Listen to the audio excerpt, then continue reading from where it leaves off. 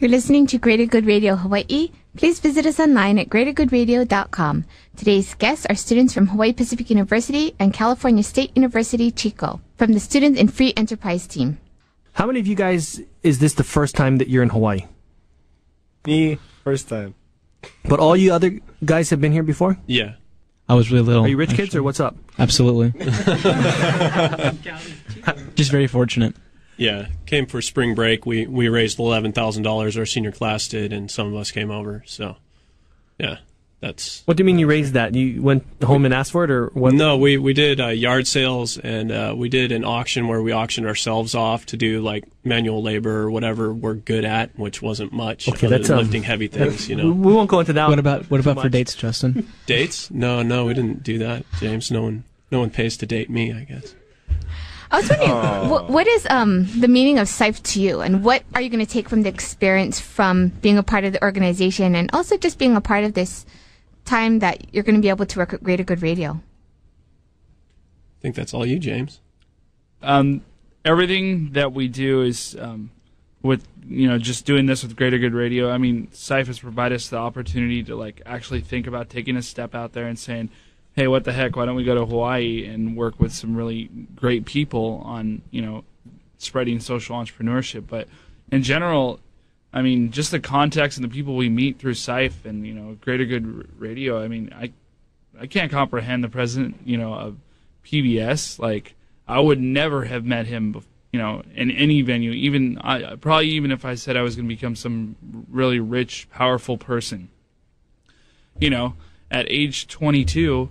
there was no way I was ever going to meet him or meet Mr. Kobayashi and things like that. So there's a lot to be said about the people that we met and the experience and the knowledge that we've gained that's been imparted from our experience here. What difference are you guys seeing between the Hawaii business people that you've met and the California people? Are there any differences or similarities? What do you think? The first sign I saw was a lot more family-oriented, a lot about the people, a lot about the homeland itself, really. And in California, and I guess you can call it states in general, it wasn't as sincere, really.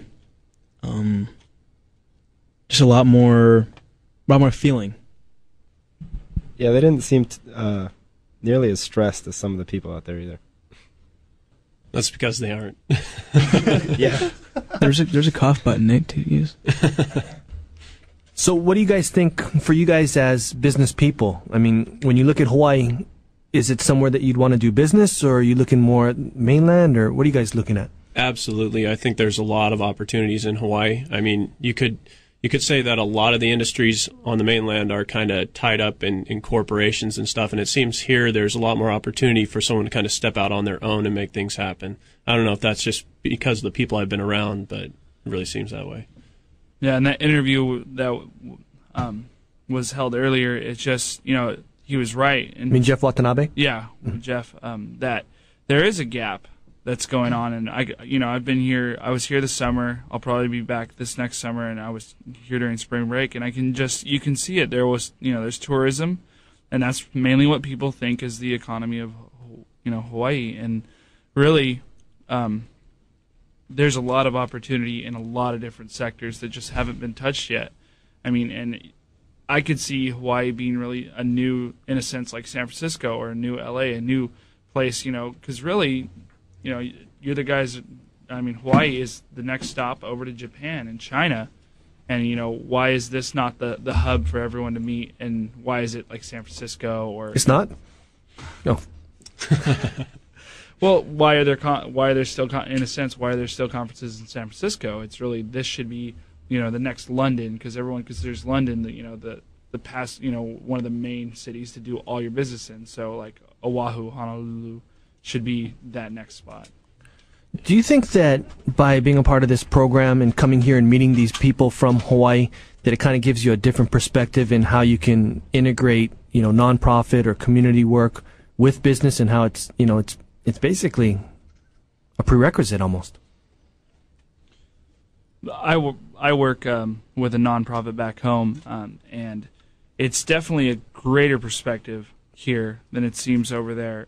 It seems like in the mainland they're just starting to get into it, and here there's a lot of CEOs that have been doing it for a while, and they're not mainly concerned with money. They're mainly concerned with improving, the social capital of Hawaii, improving the neighborhoods and the people and just the family sense and everything like that. As opposed to the States, that's starting to happen, but it's not as prevalent as it seems it is here. Yeah, I think that our surveys showed that too, that people care about businesses that will invest in nonprofits, and they care about the businesses that are socially conscious.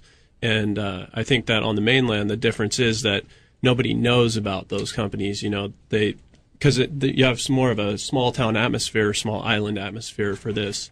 And yeah, so people actually are aware of the people that are doing the good things.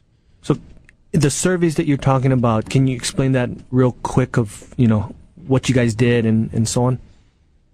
Yeah, well, what we did, we made a survey with 6 questions that basically asked, how important is it to you that your businesses be community friendly and give back to the community, and other questions related to that, also to the existence of greater good and that kind of thing. And we handed them out on, we didn't hand them out, we did tally marks, and we went around and asked business people in the downtown sector, and we talked to 50 of them, I think, and got really good results.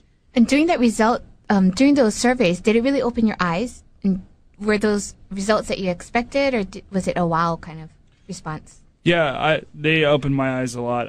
I've done telemarketing before, so it's very same kind of thing. But just sitting there and walking with someone who's really busy apparently, and just getting their response to I had a chance to meet the executive director of Make-A-Wish for Hawaii today, just walking and doing my survey, and she stopped and did it with me, and it was incredible just to hear what, she's a nonprofit, but I had talked to an attorney today, and I never would have met, obviously, and he was just like, yeah, it's very important that things like this program are in existence, because it's, it's one way of sharing people what they can do to help, because some people don't help because they can't figure out who and where and why and what to do. And having a program like this or having, lessons like this just help us expand it, and the survey helped a lot. Thanks for joining us today on Greater Good Radio. For more information or a transcript of today's show, please visit us online at greatergoodradio.com. This is your host, Evan Leong and Carrie Leong, saying please join us next time for another episode of Greater Good Radio Hawaii.